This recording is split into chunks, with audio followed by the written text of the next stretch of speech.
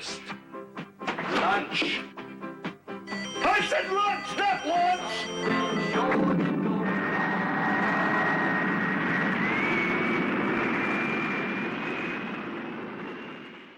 Far Out Space Nuts.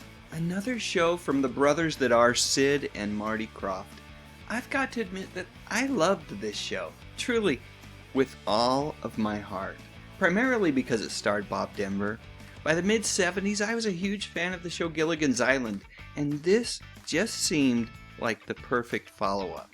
As a comic book reader, I knew this thing was coming out because of the huge ad that CBS had inserted into many of my favorite titles.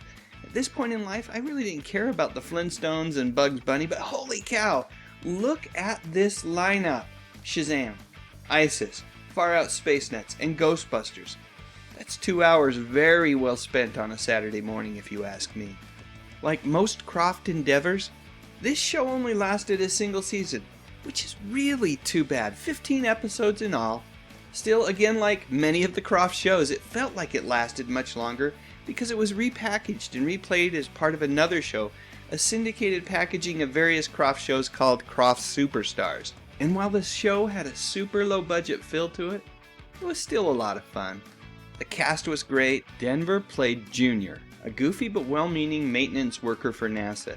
Chuck McCann played Barney, his co-worker who was essentially the skipper character of this show. Gruff and grumpy, but a loyal friend to Junior. And Pat Maloney was Honk, a furry alien friend that they encountered along the way.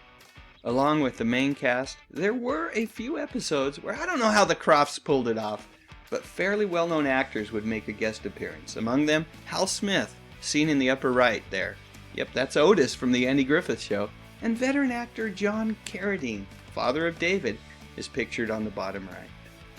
By the time that Far Out Space Nuts wrapped up, I think Bob Denver realized that he would forever be playing the same character in one way or another.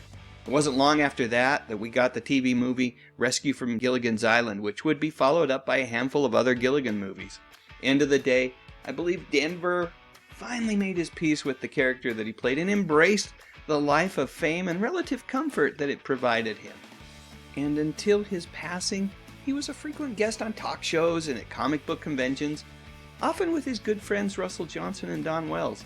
Were you a fan of Far Out Space Nuts, and in particular, Bob Denver? Share your memories in the comments section, and while you're at it, I'd love a thumbs up if you enjoyed this video, and I would be honored, absolutely honored, if you would check out my YouTube channel. I talk about movies, music, and television, mostly from the 50s, 60s, 70s, and 80s. You know, the good stuff.